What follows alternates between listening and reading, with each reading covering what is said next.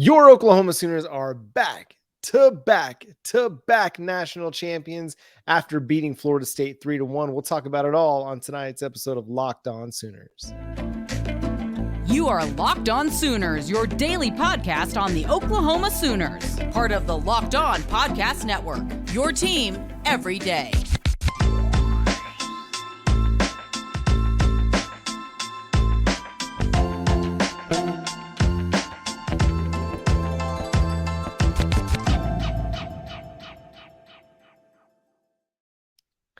What's up, national champion Sooner Nation? This is John Williams, and this is Josh Helmer. We are Locked On Sooners. Thank you for joining us. Follow us on Twitter, Josh at JoshOnRef. Follow me on Twitter at John9Williams. I'm so excited about the win. My intro is completely ad lib, not even the typical intro. It's crazy. So we're having fun here on Locked On Sooners tonight. Josh, 3-time national champions. They went 61-1, finished the year on a 53-game winning streak, and the game just kind of fit the season perfectly.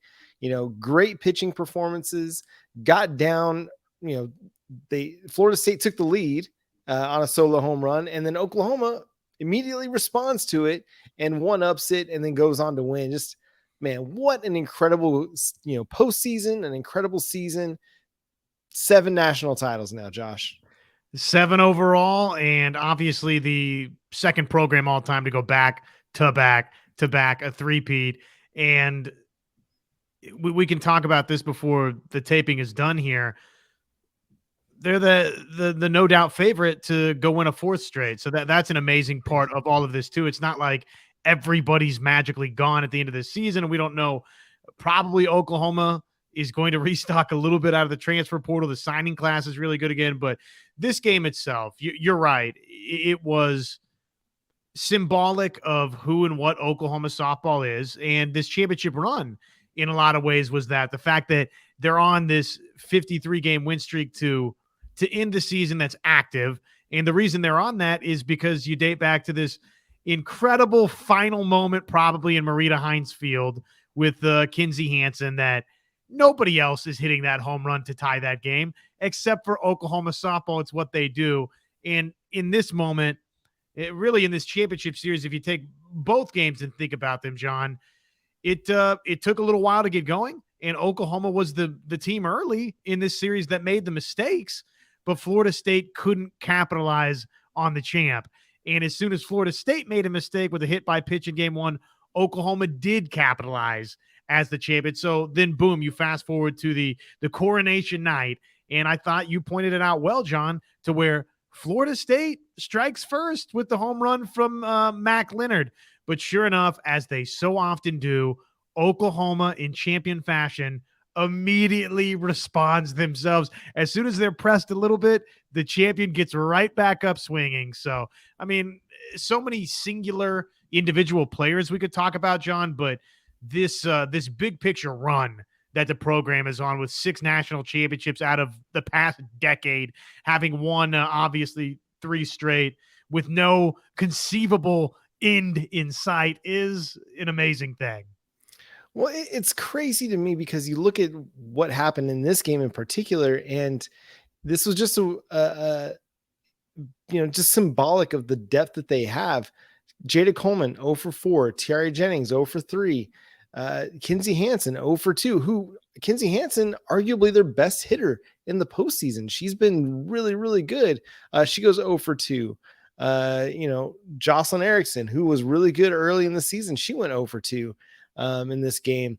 But you've got timely home runs from Sydney Sanders and Grace Lyons. Sydney Sanders, who was really struggling in the first couple months of the season, was really, really good over the last couple months of the season. She came on strong when Oklahoma needed her to do that the most. And then the captain, probably her last game. I'm not sure what her eligibility is, but I mean, she gets to have the game winner in what's Oklahoma's 3rd straight national title. And, it just goes to show just how much depth Patty Gasso has built on this team, where we talk about it all the time. There's no easy out 1 through 9.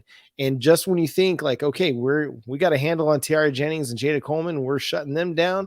It doesn't matter because there's so many good players in this lineup that they can beat you at any time. And I mean, to be able to come back right away, first you get Alex Storraco's kind of getting hit a little bit, and then Jada Coleman just snags the home run out of, what would have been a home run, just takes it back, pulls it back over the fence on an incredibly athletic play, and kind of sacrifices the body a little bit. I mean, that had to be a little bit jarring to hit the wall the way that she did, but robs them of a 3-run home run that would have been killer. Like, get that 3-run home run. And I mean, Oklahoma's come back from bigger deficits, but in the way this game had been going, the way Catherine Sandercock had been pitching, it would have definitely put some doubt in many people's minds as you headed into the 4th inning. But get that taken off the board, get out of the inning, and then Alex Storraco comes back and pitches a pretty good 4th,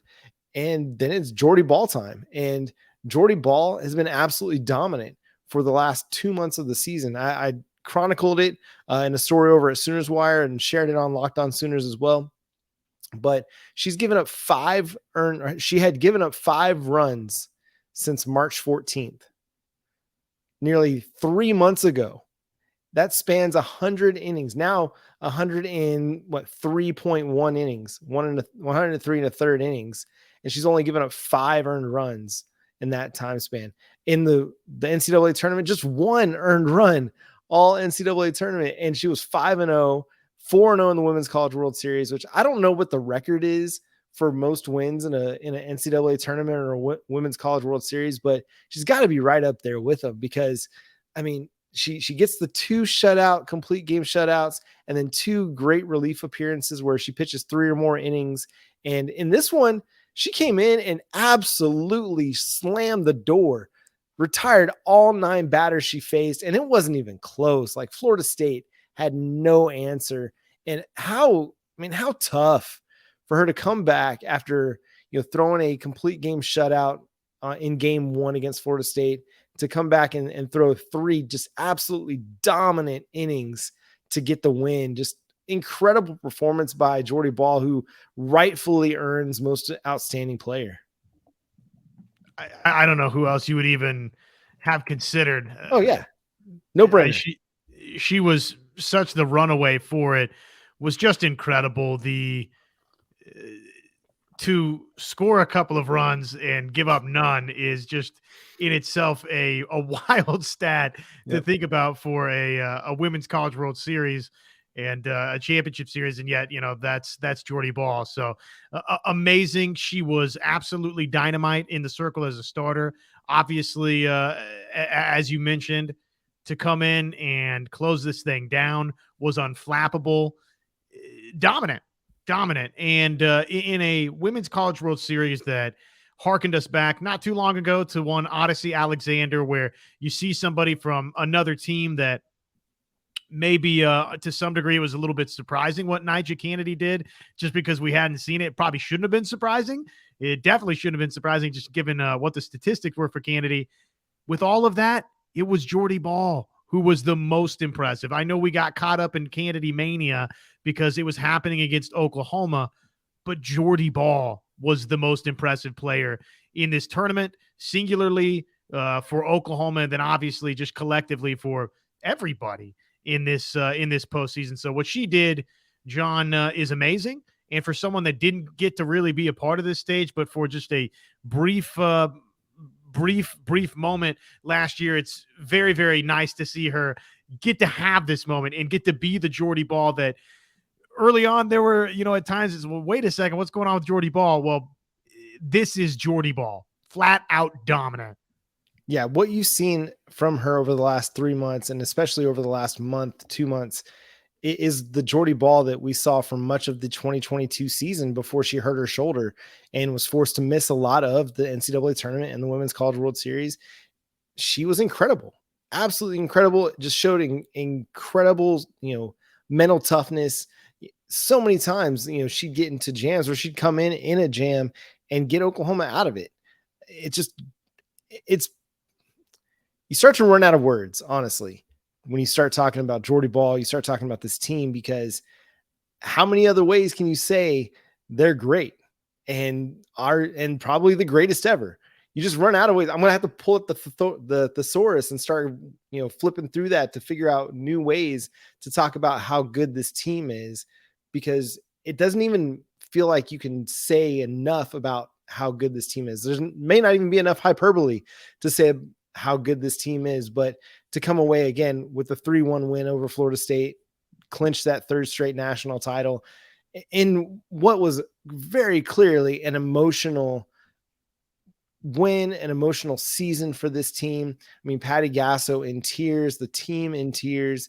And, and I think like not just normal, hey, we won, we're really happy, we're excited. It's almost like the pressure just finally let off and everybody was able to relax because they'd been riding this winning streak for so long. They lost to Baylor back in February. That was 4 months ago. I can't remember anything that happened in February. Like, I don't know if there's anything specific I can remember happening in February, but that was 4 months ago and they've been winning every single time since. And that definitely weighs on you a ton. And you could see the emotional letdown from this team as they celebrated on the field and as they spoke in the post game and all that. Just so happy for these ladies. They've worked tremendously hard and absolutely earned this national title. Can I share a couple of things with you that I thought were cool from just tonight? Yeah. Well, number one and number two, the pair of Sooners that homer to tie and then subsequently homer to put Oklahoma in front. I mean, talking about folks that, and obviously it's different for Jordy Bahl. It's like you have one bad half inning early in the season and everybody hits the panic button. I shouldn't say everybody. Probably most of you didn't, but one or two people that commented in a YouTube section or texted the radio station. There were some folks that were concerned that somebody had figured Jordy Bahl out, but not to the same degree that Sydney Sanders at times, who she was expected to be coming into Oklahoma. It wasn't just this smooth ride all the way through for a Sydney Sanders. I mean, there were slumps along the way, and yet she's the one that delivers the big game tying home run. Grace Lyons throughout this postseason run, there's this massive hitting slump for Grace Lyons, and guess what? In each of the two games, she hits the big double that gets the party started in the first game that you win, and then right here the game winning home run in the championship clincher. So I thought that was cool. And then the final insurance run for Oklahoma. How about the decision to pinch hit for Kinsey Hansen? And you go to the bench, and it's Sophia Nugent, who, by the way, is fully capable of ripping one out of the ballpark there for a 3-run bomb. Instead, she gets the call from the GOAT to go lay down the sacrifice bunt and lays it down beautifully. John does the job exactly as designed, cold off the bench. And who is the first person happily to greet her in the dugout? It's Kinsey Hansen, who she pinch hit for. So I just thought that was, again, if you're looking for, hey, this is symbolic or that's symbolic, that's what champions do. They know that this is my job, this is my role for this team, and go out and do it like a champion. And I thought that was such an awesome moment in this game. And that's the thing that Patty Gasso talked about. I think it was in Eric Bailey's article, maybe just a few weeks back, where he talked about, just the depth of this team and how nobody can really have pride. Like, everybody's got to be willing to sacrifice an at bat, sacrifice, a spot in the field at times, so that, because there's going to be times where I'm going to call somebody's number, and are they going to like it? No, but they gotta cheer on their teammate, and they got to be good teammates about it and just go with it, because we are so deep that we got to get people playing time, and we got to figure out, okay, what is the best lineup combination for us? And I thought it was really fascinating to go, with Sophia Nugent and wondered, I'm like, okay, that's an interesting choice, but to see it executed, I mean, why would you ever doubt Patty Gasso? What's crazy about this is at some point this team might lose a game, and it'll feel really, really strange to everybody. I don't know when that time will be. We don't know what the 2024 schedule looks like just yet, but that'll be a big talking point sometime next January when we start previewing this season or next season. But for now, like, just enjoy, man. It's so incredibly rare to win national titles, to have your team win it 3 seasons in a row, 6 of the last 10. and 7 overall. I mean, I think it was Samaje maybe, or maybe it was Kyler Murray just saying like, it's not even fair anymore what Oklahoma's doing. But to see these former football players and Trey Young had a tweet about it. Like, everybody's locked into this, and that's what Patty Gasso has done, and what makes her so great. We'll talk about all that. First, let me talk to y'all about our friends over at Birddogs. If you're looking for something comfortable to wear this summer, go check out Birddogs. They make you look good. They got the stretch khaki shorts designed to fit slimmer through the thigh and leg, giving you a really sculpted look. The Birddogs shorts do exactly the same thing as like Lululemon, but they fit way better. And these are made for dudes. They'll fit you great. You'll look great. They fit way better than regular shorts that are made of stiff, restricting cotton. These are flexible. They're comfortable. They're loose. They're made from a cloud knit fabric that looks just like khaki, but stretches so you get a way slimmer fit without having to sacrifice movement, which is true. I wore them out to soccer practices and felt great kicking that ball around. Didn't ever feel like I was bound up, tied up. So go check it out, birddogs.com. Use promo code LOCKEDONCollege. Go to birddogs.com/LockedOnCollege to get you the free tumbler. Here it is. Still got it available for you on display here.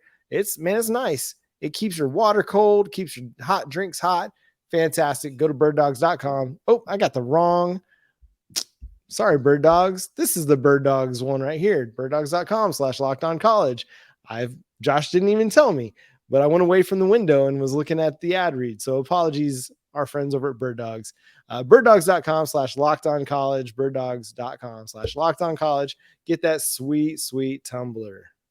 Patty Gasso, my favorite quote so far from her in the post game. I haven't read them all. I haven't got a chance to go back and watch the whole thing, but it's this one right here. Thanks, Eric Bailey, for your tweet. This is kind of amazing because everyone is out to get us. They want to bring us down like the quote unquote evil empire. We just want to play ball. That's all. Jada Coleman wants to rob home runs. Tiara Jennings wants to hit doubles and be clutch. I love it. Also, I think at some point, just embrace being number one enemy for everybody. Embrace being the heel.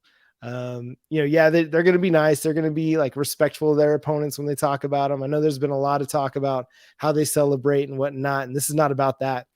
But man, sometimes being the quote unquote bad guy for everybody helps drive ratings. Like, people become interested. It's the Dallas Cowboys effect, right?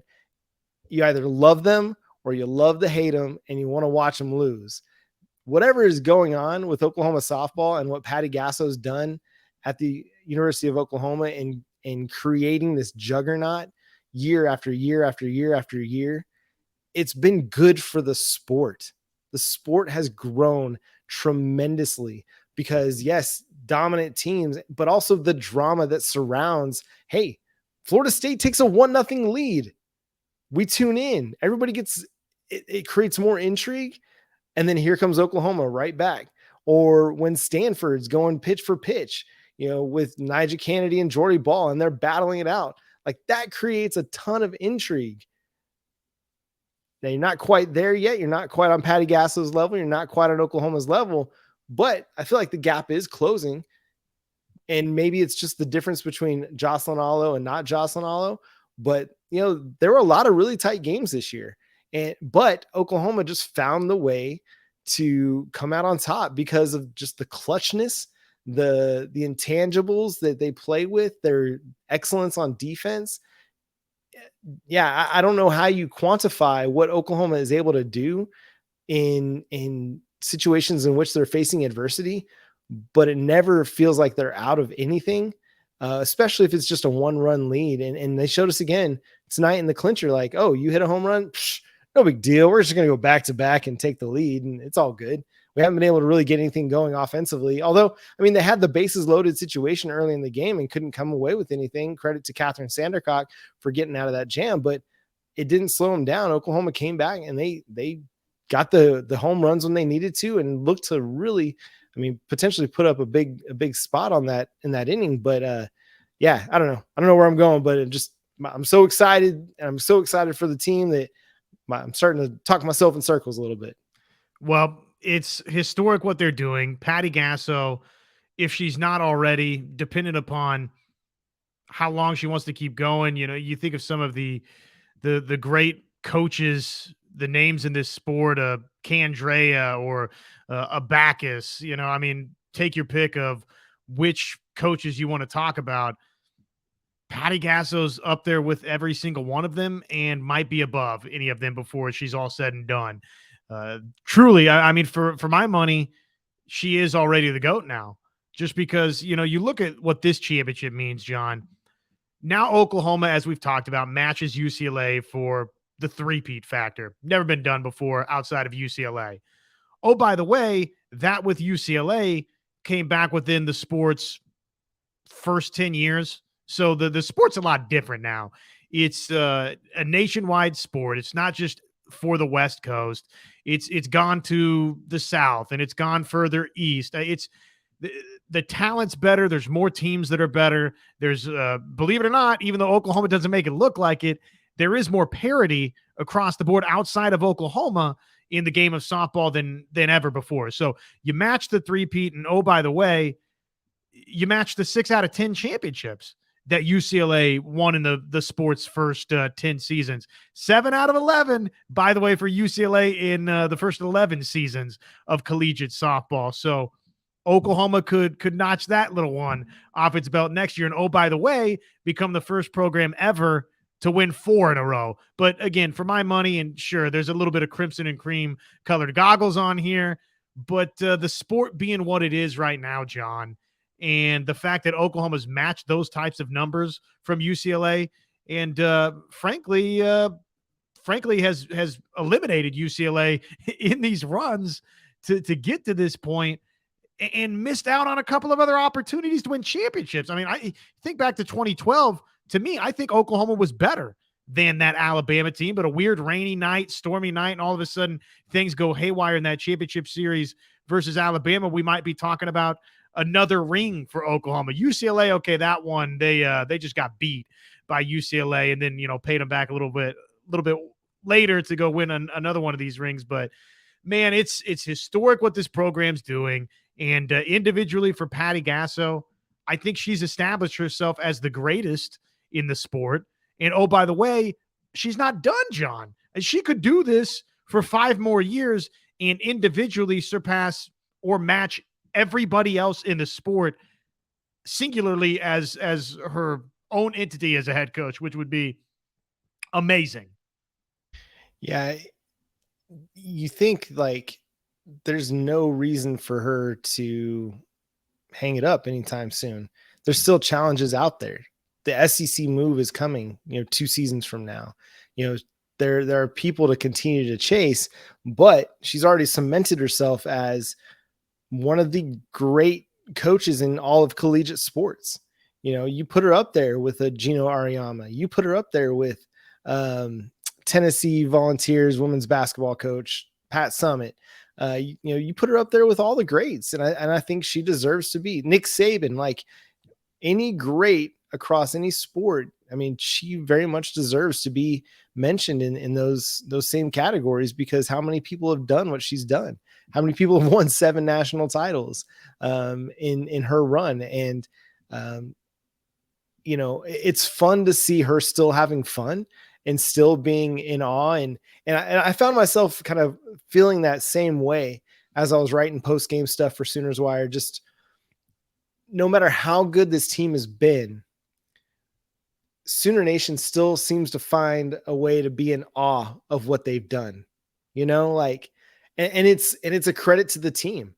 They still find these ways to amaze us and surprise us. And maybe that's a sign that we just don't take any of this for granted. And that's a beautiful thing, but it's also just an amazing testament to how great this team is, that they can even, just when like it's Oklahoma softball, of course they're going to be good. Of course they're going to be great. We're like, oh my God, this team is so good. It's so great. Like, we're just in awe of everything they do. And it's beautiful because it's so easy to just take it for granted and just feel like it's coming. It's a given what's going to happen. But even then, you don't see it. You don't see any of that. You don't see anybody be like, yeah, of course. So like, you don't see Oklahoma fans at least saying, of course we won. We should have won. We were the best. No, everybody is just taking it in the moment, enjoying the moment, and not taking any of this for granted. And I think even as the season was going on and they were having difficulties against certain teams and they lost to Baylor, I feel like still there was just a lot of this wonder about this team, this kind of like childlike wonder, right? And maybe that's some of the beauty of the sport, because they are allowed to be passionate. They are allowed to celebrate with the way they celebrate. They are encouraged almost to wear their hearts on their sleeves. And it almost allows us as fans to go back to just remembering sports as being fun, whereas the rest of collegiate athletics at times, and I know NIL is getting into that with softball as well, but the rest of collegiate athletics almost feels very professional. And is kind of more, a little bit tighter, a little more tight in its expression, I guess is the best way to say it, except for maybe college baseball with all the bat flips. But no, this team, you still have this childlike awe of these incredible women doing incredible things, even though we've seen them do it for the last 3 years, for people who've been following this team for much longer, the last 2 decades, but yet we're still brought to this sense of amazement as we watch this team. And again, that's a credit to Patty Gasso. That's a credit to all the women on that team. And again, I'll give credit to Oklahoma Sooner fans as well, as we watch and we follow this team, that you're not taking it for granted. I think everybody's just enjoying the moment, living in the moment, and enjoying the ride, and appreciative of what we get to be witnesses to, which is really, really fun. The greatest run in softball history. Again, if you want to say it matches the greatest run in softball history, okay, cool, I'm good with that. But you can't say there's anything greater than this in softball history. And frankly, it's one of the greatest dynastic runs in sports history at this point, especially not knowing for certain what the future holds, but having a pretty good indication, John, that we have not seen this program in the near future win its final championship. It feels like there's more to come in that regard. So that's exciting. That's a fascinating thing to think about. And again, it's just speaks to the dynastic nature of what we're witnessing right now. A couple final numbers I want to share with you, John, before we call it a night. 176-8. That's Oklahoma's record. The last 3 seasons combined, 176-8. Okay. We know that they've obviously won 53 straight, which is a record. And now they've three-peated. Consider this though. Okay. 176-8. The champion before them was UCLA, who beat Oklahoma, by the way, to get there, lost 6 times that season. The champion before that, Florida State, lost 12 times that season. Oklahoma, in the 2 years in 16 and 17 that it won, lost 8 games, lost 9 games. The 13 Oklahoma team was pretty legendary. They went 57-4. But what I'm saying to you is it is abnormal what has happened these last 3 years. In 3 years combined, John, they have lost less games than national champions on this board in singular seasons. So it's just amazing the dominance that we're witness to. And I think what makes this one just as amazing is I feel like there was a sense of what will Oklahoma look like now that Jocelyn Alo is off to the women's professional fast pitch. And it mattered, but in a way it didn't matter. They went 61-1. They won 53 in a row. They won a national title. They didn't lose in the NCAA tournament. Like they made it happen. They were a more complete team, maybe because of the pitching that they had. And just again, just kind of piggyback off what you're doing here. One final thought. Seth Oliveris, if you follow him on Twitter, great. If you don't, you probably should. He says, if you think OU takes a step back next year, I've got some bad news. Jordy Bahl, Riley Boone, Alyssa Brito, Jada Coleman, Kirsten Deal, Jocelyn Erickson, Kinsey Hansen, Tiara Jennings, Nicole May, Sophia Nugent, Sydney Sanders, and Elena Torres are all set to return in 2024. And that's going to do it for tonight's episode of Locked On Sooners. Thanks so much for being a part of the show. Tuning in wherever you get your podcast. Make sure you're subscribed wherever. Make sure you go to YouTube, hit that notification bell to let you know when new episodes drop. We'll be back early next week. We'll see what the news brings from the big recruiting weekend in Norman this weekend. Next weekend is the Champ U barbecue. So there's going to be a lot of recruiting buzz coming out over the next 8-9 days. Follow Josh on Twitter at JoshOnRef. Follow me on Twitter at John9Williams. The show is at Locked On Sooners. Again, subscribe wherever you get your podcasts. We're free and available on all platforms and on YouTube. Until next time, he's Josh Helmer. I'm John Williams. Boomer Sooners.